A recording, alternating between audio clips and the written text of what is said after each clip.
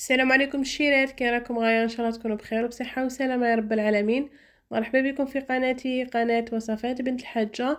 اليوم ان شاء الله شتا نبارطاجي معكم هاد لاغوسيت اللي هي غوسيت حلوى جافه بالجلجلان. ايا معايا نشوفوا لي زانغريديون وطريقه التحضير ونبداو على بركه الله. بسم الله. الوصفه تاع اليوم عندي 3 حبات بيض، الا كان البيض تاعكم كبير ديروا 2 حبات، وعندي رشه تاع الملح، وعندي ساشي تاع لافاني. هنا تقدروا تعوضوها بقشور تاع الليم ولا تاع التشينا. عندي كاس تاع السكر، الكاس اللي عبرت به يرفد 150 مليلتر. تخلط مليح مليح البيض والسكر والفاني.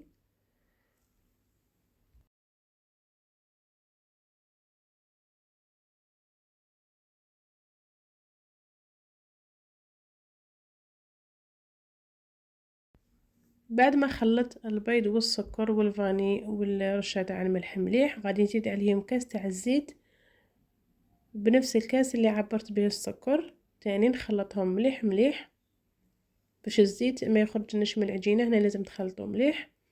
كي خلطنا الزيت والبيض وكاع غادي نزيدوا عليهم نص كاس تاع الحليب، دايما بنفس الكاس اللي عبرنا به الزيت والسكر. وعندي 2 مغارف كبار تاع جلجلان يكون محمص ولا سمسم، نديرو في وسط الخليط. ومن بعد غادي نزيد في الفارينه. هذه الوصفه داتي 800 غرام تاع الفارينه، ومن بعد كل وحده والفارينه تاعها. كاين الفارينه اللي تشرب وكاين اللي لا. هنا كي درت الفارينه غادي نزيد عليها ساشي ولا باكي ونص تاع الخمانه تاع الكاطو.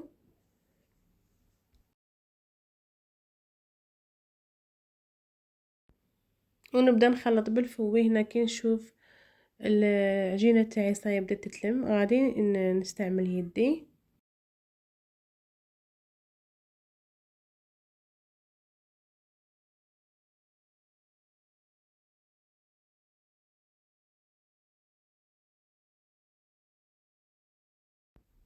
ونلمو العجينه تاعنا طريه ما تيبسوهاش كيما هكا. ومن بعد غادي نغطيها بالفيلم اليمونتير. بلا ما وجدت البلاط تاعي والحلال وكاع، شعلت الكوشه تاعي على 180 درجه. فوالا غادي نرش شويه تاع الفارينه، ومن بعد نبدا نحلف العجينه تاعي ما رقيقه ما غليظه متوسطه. ومن بعد عندي هذا الطابع تاع الصابلي يكون شويه كبير، والكماسه نطبع كيما هكا.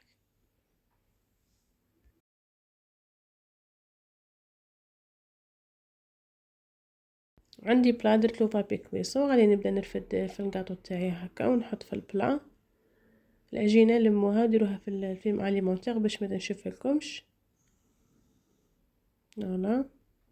وهنا كي غادي نرفدها ونديرها في وسط البلا، غادي نجيب من بعد غادي نجيب هاد لادوي ندير بها ثقبه هكا في الصابلي تاعي. بعد ما نرفد الحبه نديرها في البلا باش هذا كي ندير لها كيما هاك كيما الصابلي.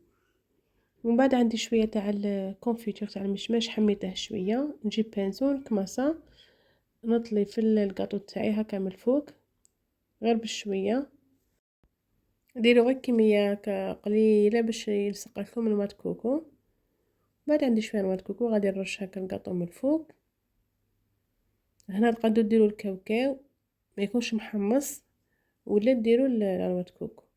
ومن بعد غادي ندخل الكاطو تاعي يطيب من تحت ومن الفوق. نشوفوا كي نشوف هذاك نواه كوكو تاعي دات تحميره خفيفه، نخرج الكاطو تاعي نغطيه نخليه يبرد وتشوفوا معايا. الكاطو تاعي بعد ما برد شوفوا الله يبارك يطاب. انا كملت كاع الكميه طيبتها وخليته يبرد. ومن بعد ذوبت شويه تاع الشوكولا نواغ، درت هكا خطوط من الفوق. ومن بعد خليت هذيك الشوكولا تنشف وتشوفوا معايا النتيجه الاخيره.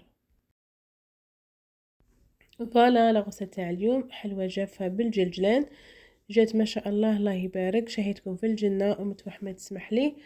كما قلت لكم انا ذوبت شويه تاع الشيكولا النواغ وهكا درتها في لابوش ولا جيب حلواني، ودرت هكا خطوط من الفوق.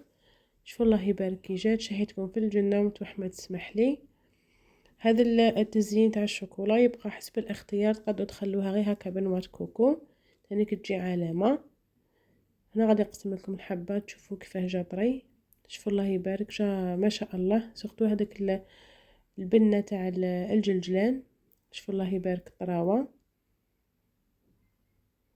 فوالا هذه هي لاغوسيت تاع اليوم. نتمنى ان شاء الله تعجبكم، ونتمنى تجربوها، ونتمنى تلقاكم الوصفه القادمه بخير وعلى خير. اتهلاو لي في روحكم بزاف بزاف، والسلام عليكم.